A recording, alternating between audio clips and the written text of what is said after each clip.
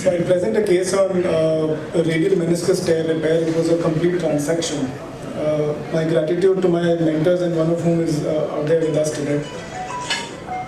So radial meniscus tears are the tears that originate from more central region and then they propagate to the periphery. And they're one of the most notorious meniscal tears because of the fact of the disruption of the circumferential fibers. So what happens with a radial meniscus tear when it's left untreated? It prevents the axial forces to be taken up as tension, which leads to meniscal extrusion.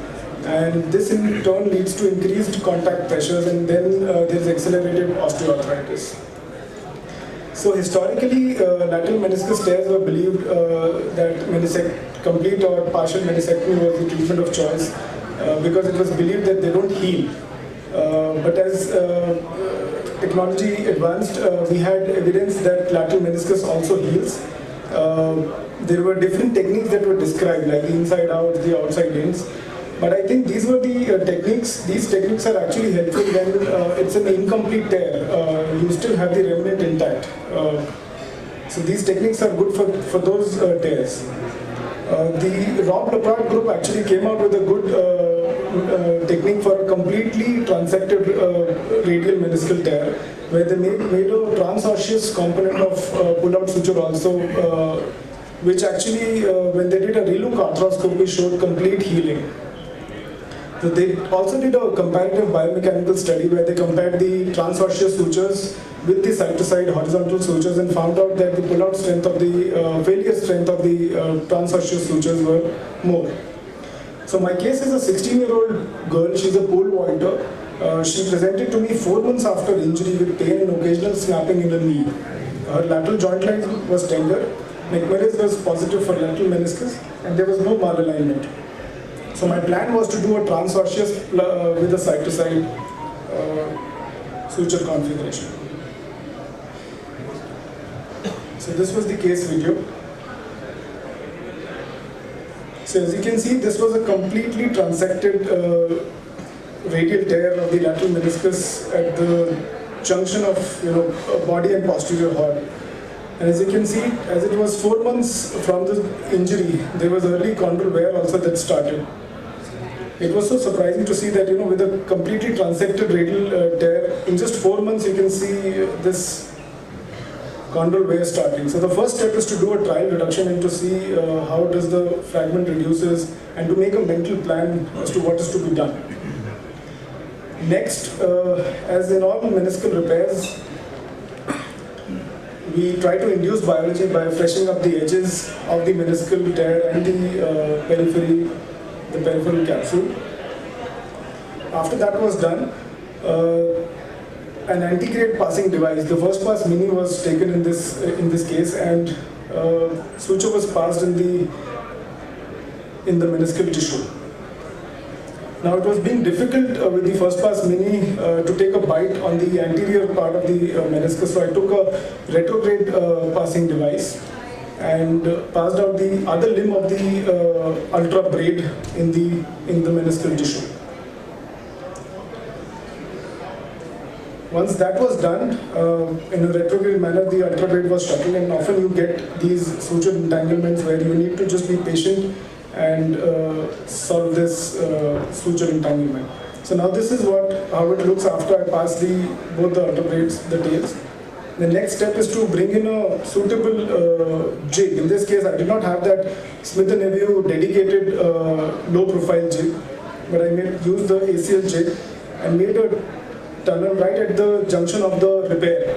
So this is a bead pin coming in, and then was over-drilled with a 4.5 mm cannulated reamer, followed by passing both the tails of the ultra braid in that tunnel. Now with this step, I was able to actually reduce the tear. I was able to fix the tear down to the tibial plateau, which made it really stable. And of course, the drilling that happened for the tunnel, it gave that the growth factors out there which helped in healing. Next, I took the Fast Fix 360 curve with the intent to make a side-to-side suture configuration in the peripheral part. And this step has to be done very patiently, slowly, so that you don't, the device does not fail. Of course, it's a very versatile device. You can negotiate it in the corners of the knee also. Once both the anchors were deployed, one in each fragment of the torn meniscus,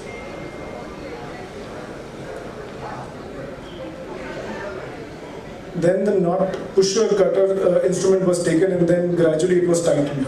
By this step, I'm able to actually approximate also, and at the same time push the entire tissue back to the capsule. So here I decided to take after this I decided to take a side-to-side suture in the more in the zone 3 area of the meniscus. I used a first pass mini, and as Dr. Dinshaw demonstrated, the difficulties of first pass mini were circumvented with the help of a Novo stitch. Novo stitch would be the ideal instrument out here to take these bites. So again, a side to side was done here, and then a low profile knot pusher, again a very handy instrument, was used to push the knot and approximate both the edges. So remember, all these steps are to be done very slowly, gently. You have to keep our patience and be calm, just to avoid any additional cartilage scuffing. So this was the final repair construct, which was stable on probing. And once this was done, I decided to add some more biology. I added around 3 ml of whole blood at the site of repair. Remember, this step is to be done with closing the inflow of the fluid. So this is how the whole blood was added. So post-operatively, I kept this patient's non-weight bearing for 6 weeks. Range of motion started after 2 weeks and gradually progressed to 90 in 6 weeks. Thereafter, she had a standard strengthening rehab.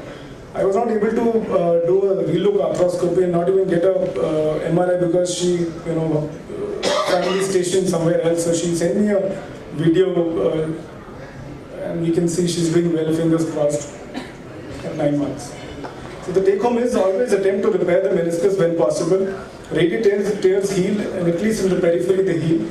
Radial tears in young should be repaired to prevent osteoarthritis.